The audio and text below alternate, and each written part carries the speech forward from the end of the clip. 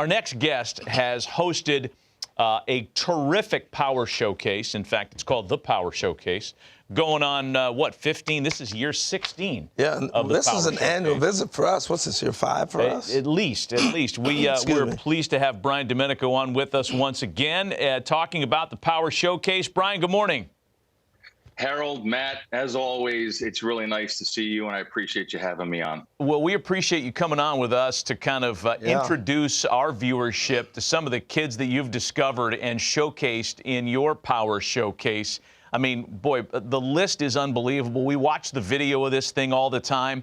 Among the players that you had, and I guess you could talk on all of them, who's made your eyes pop the most at the Power Showcase?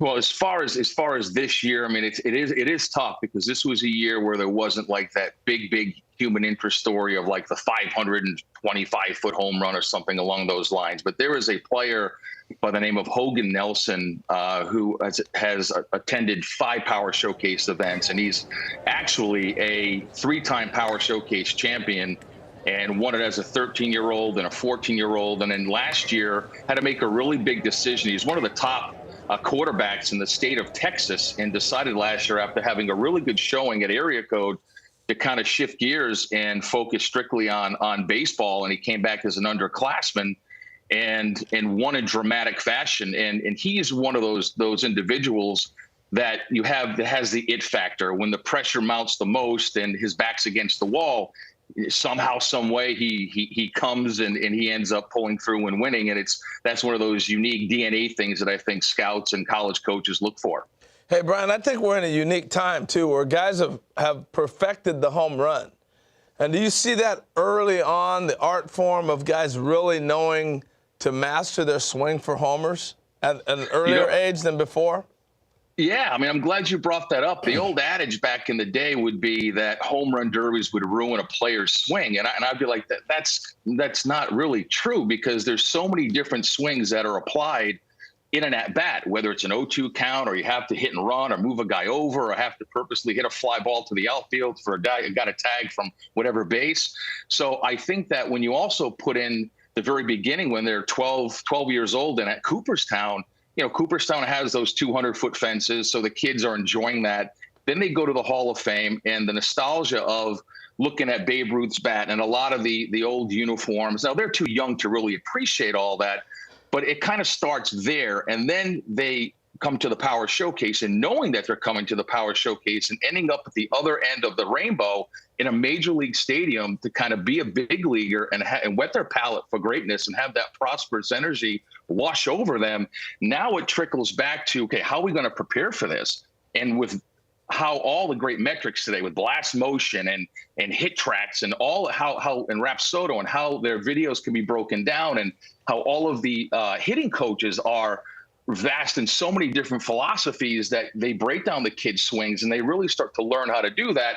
Now, you can attest to this, Harold, that when you hit a ball and you square one up, it's smooth. It's one of the most beautiful moments in all of baseball, and obviously you have to elevate to celebrate. Elevate to celebrate. I love it. That's a good Gary line. Templeton couldn't have said it better himself. That's a good line. Hey, so how do I get invited if I'm a kid, and how's that process work to get there? If Matt wants to be a 13-year-old again, how's he get into this deal? Yeah, and that's a great question. And there's a lot of different ways that you can get in. Some parents will reach out to me. Obviously, I need to take a look at some video. Then I want to take a look and see what travelable organization they play for, the level of competition. And listen, I don't always bring in the absolute very, very, very best guys. There are some big lumbering young players that they just need to set some goals. And it's only a matter of time before the kinetics and everything starts to come together, and they find themselves and they take off. So again, parents can reach out through the website. And again, there's a lot of different ways, Harold. Hey, so give us some names of some players, either prospects in minor league ball or big leaguers who've come through the Power Showcase. Well, I think the most noticeable one was Bryce Harper, obviously. And then you had, Tristan Costas, who's now the starting first baseman for the Boston Red Sox. And when he did the Power Showcase, he hit 5 500-foot home runs, which was really incredible. And then it was right, and then it was Blaze Jordan that you and I had talked about many times. And then he won the junior Major League Home Run Derby. There was a young man by the name of David Denson that hit a 515-foot home run off the jumbotron. That was back in 2012. Daniel Vogelback. I mean, there's countless guys in the big leagues. Tell us about this DiMaggio Lonero. Oh, DiMaggio Lonero, leaving nothing to the imagination. A very, very cool story. So his grandfather was an Italian immigrant. And so when he got to New York, just fell in love with baseball and obviously the New York Yankees. And when he had his son, which is DiMaggio's father, his name was Bill. When Bill grew up, he obviously was a diehard Yankee fan. So he decided to name his son DiMaggio. And his father was like, well, listen, that's kind of a tough name to live up to. And what's ironic is that DiMaggio actually told his father, and he knew about the event because two of his buddies did the event a couple of years ago, a player named Drew Rapepi, who actually was a two-time Power Showcase world champion. He told his father, he's like, I'm gonna go down and I'm gonna win it. And I think he put out some incredible numbers, 468 feet with his longest home run. And he has tremendous raw power. And like I said earlier, just scratching the surface and his potential. And I think he did Joe DiMaggio pretty proud, for sure. Yeah, I would say these kids are breaking my back looking at these videos. Italians, baby. You like Italians. I understand they also named the family dog Yogi. They Is did. that right? Man, That's right. living a Yankee dream there. Yeah. I want to ask you about, because there's a couple of 12U and 13U kids that popped as well. And I don't know, for me, the younger they get with the power, I mean, it makes you marvel at the command and the bat to ball skills when the kid's 12 years old. Great point. I think that some kids gravitate towards enhancing their baseball DNA and looking for that next big stage to have to compete upon, like IJ Garza you just saw. That's Tyler Cerruti. That's Sebastian Carthace, who actually won Week 9's Home Run Derby in Cooperstown. Austin Brown, who is a 14-year-old, Harold and Matt, that hit a 479-foot home run. Wow. Here it is right here. He hits it, and it goes off the back of the loanDepot sign. Check this out. Looks like Corey Hart. Beautiful, easy swing. Yep. Beautiful, easy swing. Oh, man, it's unbelievable. That is talent. amazing. Now, one more guy, if I can here, is a 6'8" power hitter from Tennessee named Braden Turnage, and I did a little research. I think he's 16 or 17 years old. 6'8". And I did a little digging, and I wanted to find out, okay, who in today's game, position player wise, are the top guys as far as height. You had O'Neal Cruz, the shortstop with the Pirates, and then you have Aaron Judge, who plays outfield. But I wanted to dig a little deeper and find out who was the tallest major leaguer to ever play first base. And it was Tony Clark. I guess he's the executive director of the Major League Baseball Players Association, had 251 home runs and a 15-year career. But, 6'8", and he's an incredible basketball player, and he's also an ascending pitcher on the mound. Wow. That's scary. He looked like Richie Sexton. That's a good. I thought he looked like George Mirasan. Yeah, that's good, too. NBA player. Hey, Brian, we appreciate the visit as always. Congrats on another successful run on the Power Showcase. I know that kids love participating in your event.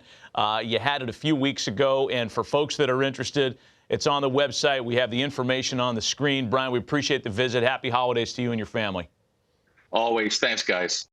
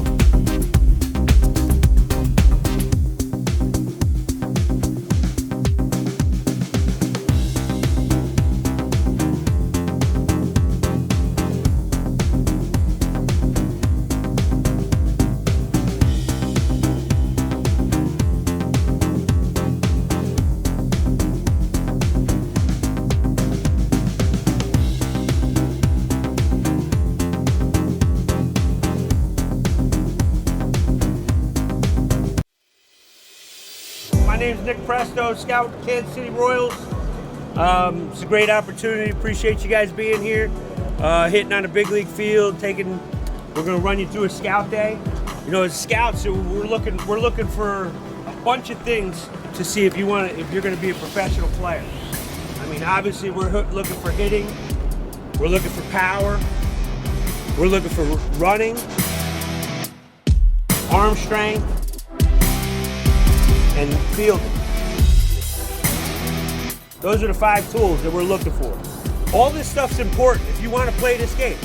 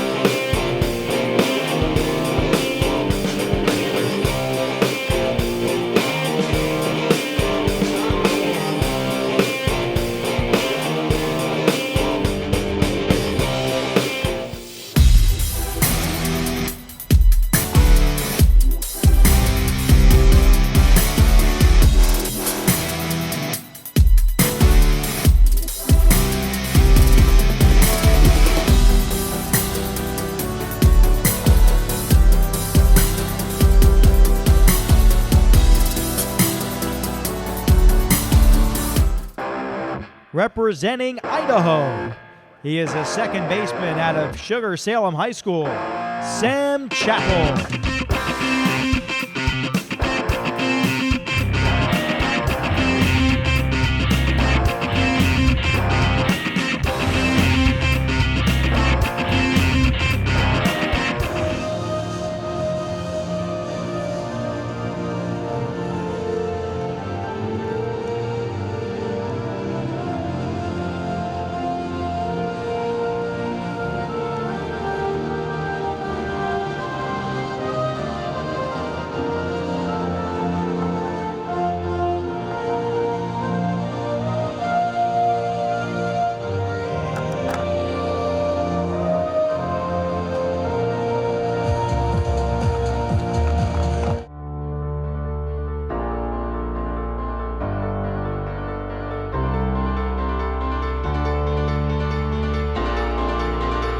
Stepping in, representing Idaho, Sam Chappell.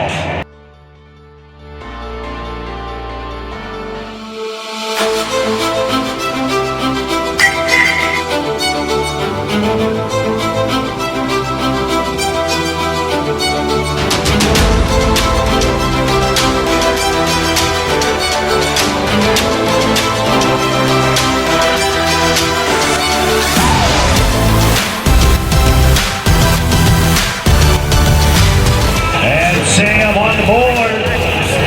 354 on that home run to put Sam on the board.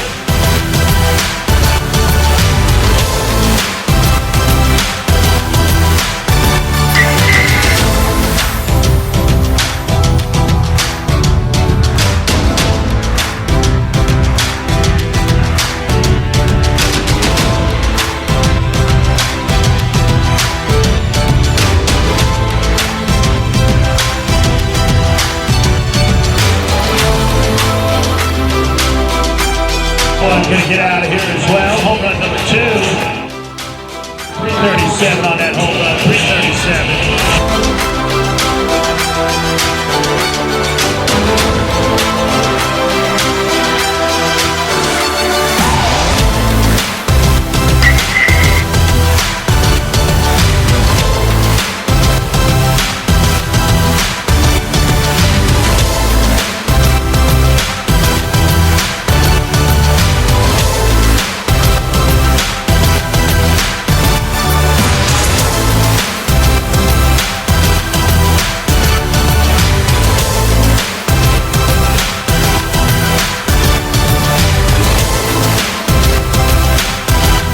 That ball hit well, center field. It's going to get out of here. Home run number 3 for Sam Chappell.